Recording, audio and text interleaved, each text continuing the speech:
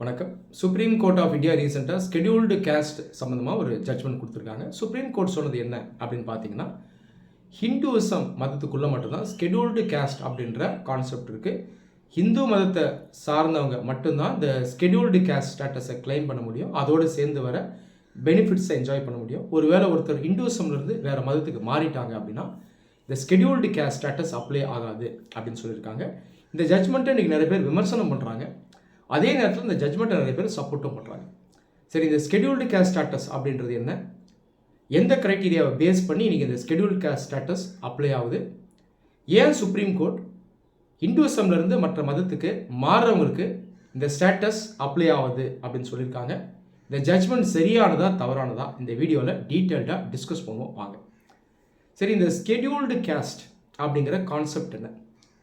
இந்த scheduled caste அப்படிங்கிறது ஒரு சோஷியோ எக்கனாமிக் கம்யூனிட்டி.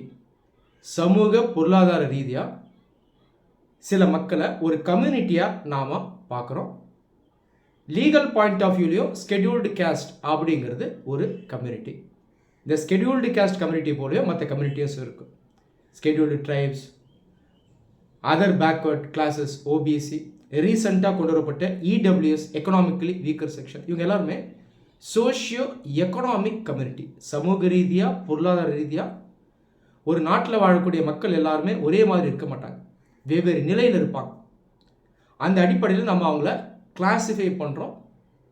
அவங்களுடைய சோஷியல் எக்கனாமிக் பொசிஷனுக்கு ஏற்ற மாதிரி அவங்களுடைய எம்பவர்மெண்ட்டுக்கு, அதாவது அவங்களுடைய முன்னேற்றத்துக்கு சில ப்ரொவிஷன்ஸை அவங்களுக்கு நம்ம கொடுக்குறோம், சில பெனிஃபிட்ஸையும் கொடுக்குறோம். இந்த கான்செப்ட் பேர் அஃபர்மேட்டிவ் ஆக்ஷன்.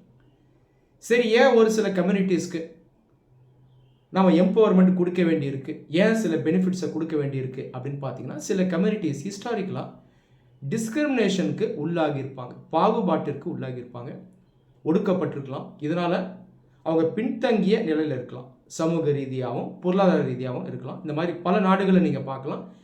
இந்தியாவில் ஏன்ஷியன் பீரியட்லேருந்தே பார்த்தீங்கன்னா வர்ணா சிஸ்டம் இருந்தது, அதோட சம்மந்தப்பட்ட கேஸ்ட் சிஸ்டமும் இருந்தது. இதற்குள்ளே நீங்கள் பார்த்தீங்கன்னா சமூக கட்டமைப்பு ஈக்குவலாக இல்லை, ஒரு படிநிலை சமூகமாக இருந்தது. ஒரு சில சமூகங்கள் கையில் அதிகாரம் அதிகமாக இருந்தது, அவங்க கையில் இருக்கக்கூடிய அந்த ரிசோர்ஸஸ், வெல்த் இதெல்லாம் அதிகமாக இருந்தது. ஒரு சில சமூகங்கள் பின்தங்கி இருந்தாங்க, அவங்க கையில் இருந்த பவர், ரிசோர்ஸஸ், வெல்த் எல்லாம் குறைவாக இருந்தது. இந்த ஹிஸ்டாரிக்கல் டிஸ்கிரிமினேஷனை இண்டிபெண்டன்ஸ்க்கு அப்புறம் சரி செய்யணும் அப்படின்ற அடிப்படையில் அஃபர்மேட்டிவ் ஆக்ஷன் மூலமாக கவர்மெண்ட் ஆஃப் இந்தியா என்ன செய்கிறாங்கன்னா, இந்த பின்தங்கிய மக்கள் இருக்காங்கல்ல, இந்த கம்யூனிட்டிஸ்க்கு அவங்க ஸ்பெஷலாக சில பெனிஃபிட்ஸை கொடுக்குறாங்க, அவங்கள எம்பவர் பண்ணுறாங்க. இந்த கான்செப்ட் பேர் அஃபர்மேட்டிவ் ஆக்ஷன். இந்த அஃபர்மேட்டிவ் ஆக்ஷனுக்குள்ளே இருக்க ஒரு டூல் தான் ரிசர்வேஷன் சிஸ்டம். அந்த அடிப்படையில் ஸ்கெடியூல்டு கேஸ்ட் இந்த சமூகத்துக்கும் government of India affirmative action மூலமாக எம்பவர்மெண்ட் கொடுக்குது. ஓகே, இந்த ஸ்கெடியூல்டு கேஸ்ட்டுக்கான அஃபர்மேட்டிவ் ஆக்ஷன் எப்போ ஸ்டார்ட் ஆகுது அப்படின்னு பார்த்தீங்கன்னா, பொலிட்டிக்கலாக 1932 ஸ்டார்ட் ஆகிடுச்சு. பூனா பேக்ட் மூலமாக இந்தியாவில் இருக்கிற ஸ்கெடியூல்டு கேஸ்ட்டுக்கு பொலிட்டிக்கல் ரிசர்வேஷன் கிடைக்குது. அதுக்கப்புறம் இண்டிபெண்டன்ஸ் வாங்குகிறோம். 1950 ஸ்கெடியூல்டு கேஸ்ட் கான்ஸ்டியூஷனல் ஆர்டர் 1950 மூலமாக எக்கனாமிக் ஆப்பர்ச்சுனிட்டிஸ் அண்ட் ஜாப்ஸ் இதுலேயும் ரிசர்வேஷன் கொடுக்குறோம். அதே வருடம் ஸ்கெடியூல்டு ட்ரைப்ஸ், எஸ்டிஸ்க்கும் ஒரு ஆர்டர் இஷ்யூ பண்ணுறாங்க, ஸ்கெடியூல்டு ட்ரைப்ஸ் ஆர்டர் 1956. ஸோ இந்த சட்டங்கள் மூலமாக ஸ்கெடியூல்டு கேஸ்ட்டுக்கும் ஸ்கெடியூல்டு ட்ரைப்ஸ்க்கும் ரிசர்வேஷன் கிடைக்குது. ஸோ 1950ஸ்லேருந்து இந்த ரிசர்வேஷன் சிஸ்டமை நம்ம பார்க்குறோம், எஜுகேஷன்லேயும் பார்க்குறோம், ஜாப்ஸ்லேயும் பார்க்குறோம். ஸோ இந்த எஸ்சி ஸ்டேட்டஸை பற்றியும் இந்த எஸ்சிஸ்க்கு கொடுக்கப்படுற ரிசர்வேஷனை பற்றியும் நான் இப்போ எக்ஸ்பிளைன் பண்ணிட்டேன். சரி, இப்போ இந்த எஸ்சி ஸ்டேட்டஸ் யாருக்கு அப்ளை ஆகுது? இப்போ சுப்ரீம் கோர்ட் என்ன சொல்லியிருக்காங்கன்னா, இந்த 1950 ஸ்கெடியூல்டு கேஸ்ட் ஆர்டரின் படி ஹிந்துவிசமை சார்ந்த நபர்கள் மட்டும்தான் எஸ்சிஸாக இருக்க முடியும். ஏன்னா ஹிஸ்டாரிக்காக பார்த்தீங்கன்னா இந்த ஹிந்து மதத்தை வச்சு தான் இந்த வர்ணா சிஸ்டம் இருந்தது. மற்ற மதங்களில் இந்த மாதிரி ஒரு சிஸ்டம் இல்லை. அந்த வர்ணா சிஸ்டம்குள்ளே ஒடுக்கப்பட்டவர்கள், அவர்ணா அப்படின்னு கன்சிடர் பண்ணப்பட்ட மக்கள் தான் இன்றைக்கி நம்ம ஸ்கெடியூல்டு கேஸ்ட்டாக பார்க்குறோம். அப்போ இந்த மதத்துக்குள்ளே அந்த ஹிஸ்டாரிக்கல் டிஸ்கிரிமினேஷன் இருந்தது. ஸோ இவங்களுக்கு கொடுக்கக்கூடிய ரெக்கக்னிஷன் தான் அந்த எஸ்சி அப்படின்ற ரெக்கக்னிஷன். ஸோ இது ஹிந்துவிசமில் மட்டும்தான் அப்ளை ஆகணும். ஒருவேளை அந்த நபர் வேற ஒரு மதத்துக்கு மாறிட்டார்னா அவருக்கு அந்த ஸ்டேட்டஸ் கிடையாது அப்படின்னு சுப்ரீம் கோர்ட் சொல்லியிருக்காங்க. நாம் இதில் உத்து பார்த்தோம் அப்படின்னா சுப்ரீம் கோர்ட் லீகலாக சொன்னது கரெக்டு தான். 1950 ஸ்கெடியூல்டு கேஸ்ட் ஆர்டரை வச்சு சொல்லியிருக்காங்க. அதை தாண்டி நம்ம ப்ராடர் பிக்சரை பார்க்கணும். இந்தியாவில் நிறைய பேர் ஹிந்து மதத்திலிருந்து மற்ற மதங்களுக்கு கன்வெர்ட் ஆகிறாங்க. மற்ற மதங்கள்லேருந்து ஹிந்துவிசம்குள்ளே வர்றவங்களும் இருக்காங்க. இப்போ இந்த மத மாற்றம் அப்படிங்கிறதும் இந்தியாவில் ஒரு பெரிய டாப்பிக்காக ரொம்ப காலமாக இருக்குது. ஆனால் கான்ஸ்டியூஷன் என்ன சொல்லுது அப்படின்னு பார்த்தீங்கன்னா, இந்தியாவில் இருக்கக்கூடிய ஒரு சிட்டிசன் எந்த மதத்தை வேணால் பின்பற்றலாம். ஒரு மதத்தை ஃபாலோ பண்ணுறாருனா இன்னொரு மதத்துக்கு மாறலாம், திரும்ப கூட அந்த மதத்துக்கு வரலாம், தேவைப்பட்டால் அவர் ஏத்திஸ்டாக கூட இருக்கலாம். அப்போ ரிலீஜியஸ் ஃப்ரீடம் அப்படிங்கிறது இருக்குது. அந்த அடிப்படையில் பார்த்தோம்னா நிறைய பேர் ஹிந்து மதத்திலிருந்து மற்ற மதத்துக்கு மாறுறாங்க. ஆனால் மாறுறதுக்கு அப்புறமும் அவங்க ஒருவேளை எஸ்சிஸாக இருக்காங்கன்னா அவங்களுடைய சமூக பொருளாதார நிலை பெரிதளவில் மாறுறதில்லை. இப்போ ஒருத்தர் ஹிந்துசம்லேருந்து கிறிஸ்டியானிட்டி போகிறாரு அல்லது இஸ்லாமுக்கு போகிறாருன்னா அந்த மதத்துக்கு மாறினதுக்கு அப்புறமும் அவங்களுடைய சமூக நிலை பெருசாக மாற்றத்தை சந்திக்காது. இப்போது கிறிஸ்டியானிட்டி எடுத்துப்போமே, இப்போ ஹிந்துசமில் கேஸ்ட் சிஸ்டம் இருக்குதுன்னு சொன்னாலும் இந்த கேஸ்ட் சிஸ்டம் பார்த்தீங்கன்னா கிறிஸ்டியானிட்டியில் இருக்கும். இப்போ கிறிஸ்டியானிட்டிக்குள்ளே 2 முக்கியமான செக்ட்ஸ் இருக்குது, ப்ரொட்டஸ்டன்டிசம், கத்தோலிக்கிசம். அதை தாண்டி அதுக்குள்ளேயுமே கேஸ்ட் சிஸ்டமை நம்மளால் பார்க்க முடியும். இஸ்லாம் எடுத்துங்க, இஸ்லாமில் ஹிந்துசமில் இருக்க மாதிரியே கேஸ்ட் சிஸ்டம் கிடையாது. ஆனால் வேறு சில விதங்களில் அதுக்குள்ளே பார்த்தீங்கன்னா சில டிவிஷன்ஸ் இருக்கும், டிஸ்கிரிமினேஷன் இருக்கும். இப்போ மற்ற மதத்துக்கு போனாலும் தொடர்ந்து நாங்கள் பின்தங்கிய நிலையில் தான் இருக்கோம் அப்படின்னு நிறைய பேர் சொல்கிறாங்க. இந்த சுப்ரீம் கோர்ட் ஜட்ஜ்மெண்ட்டில் கூட பார்த்தீங்கன்னா கிறிஸ்டியானிட்டி கன்வெர்ட் பண்ண ஒரு நபர் அவருடைய லைஃபையே கேஸ் ஸ்டடியாக சொல்லியிருக்காரு. நான் கிறிஸ்டியானிட்டி மாறினதுக்கப்புறமா எனக்கு டிஸ்கிரிமினேஷன் இருக்குது.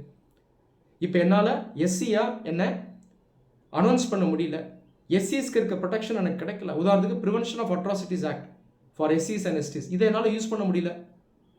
ஏன்னா ஒன்ஸ் இந்து மதத்திலேருந்து மாறினதுக்கப்புறம் எங்களுக்கு அந்த ப்ரொடெக்ஷன் கிடையாது, அது போயிடுது அப்படின்னு சொல்லியிருக்காரு. இப்போ நீங்கள் கிறிஸ்டியானிட்டி எடுங்க, ப்ரீஸ்ட் இருக்காங்க இல்லையா, அந்த மத குருக்கள், அதுலேயே பார்த்தீங்கன்னா கேஸ்ட் டிஸ்கிரிமினேஷன் இருக்கும்.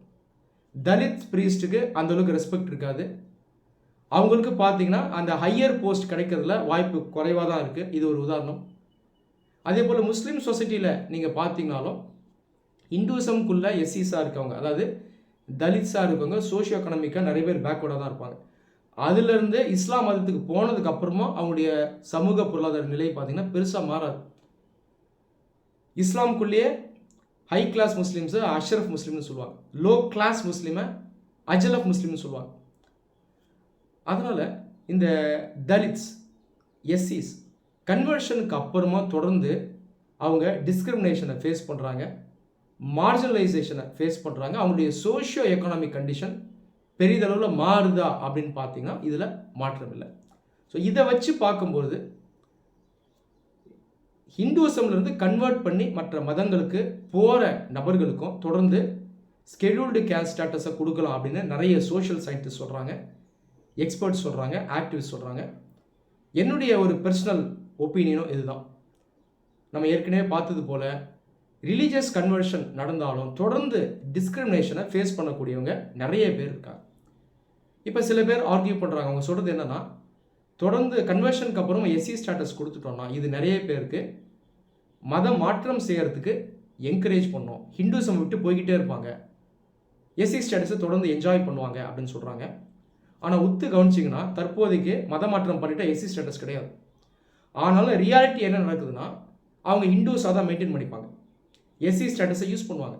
ஆனால் பின்பற்றக்கூடியது இன்னொரு மதமாக இருக்கும். நீங்களே செக் பண்ணலாம், இதுதான் நீங்கள் நடக்குது. இப்போ பெரிதளவில் வித்தியாசம் இல்லை, ஏற்கனவே கிட்டத்தட்ட அப்படி ஒரு சிஸ்டம் தான் இருக்குது. கன்வெர்ட் ஆகிட்டா எஸ்சி ஸ்டேட்டஸ் இருக்காது, நமக்கு அந்த ப்ரொடெக்ஷன் இருக்காது, பெனிஃபிட்ஸ் இருக்காது, எம்பவர்மெண்ட் இருக்காது அப்படின்னு நினச்சி அவங்க லீகலாக மத மாற்றம் செய்கிறது கிடையாது. இந்துசம்லேயே இருக்காங்க, ஆனால் வேற ஒரு மதத்தை தான் அவங்க பின்பற்றுறாங்க. அப்போது இந்த எஸ்சி ஸ்டேட்டஸை லீகலாகவே கொடுக்கறதுனால பெரிதளவில் நமக்கு வித்தியாசம் இருக்காது. அதை தாண்டி இந்த எஸ்சி அப்படிங்கிற கான்செப்ட் இந்துசம்குள்ளே தான் இருக்கணும், இருக்குது அப்படின்னு சொல்கிறதுல இன்னொரு விஷயம் இருக்குது. என்னென்னா, இன்டெரக்டாக இந்துசம் மட்டும்தான் டிஸ்கிரிமினேட் பண்ணுது, மற்ற மதங்கள்லாம் எகாலிட்டேரியன், சம உரிமையை கொடுத்துருது. வேறு மதத்துக்கு போயிட்டாரு அவருடைய கம்ப்ளீட் ஸ்டேட்டஸே மாறிடும். அப்படின்றத நிறைய பேர் வந்து ஒத்துக்கிற மாதிரி அது இருக்குது. இந்துவிசம்குள்ளே தான் டிஸ்கிரிமினேஷன் இருக்கும், இதுக்குள்ளே தான் கண்டிப்பாக வர்ணா சிஸ்டம் இருக்கும், ஆனால் இதுக்குள்ளே மட்டும்தான் எஸ்சி ஸ்டேட்டஸை வைக்கணும் அப்படின்னு சொல்லி ஹிந்துவிசமே டீக்ரேட் பண்ணுற மாதிரி இருக்குது.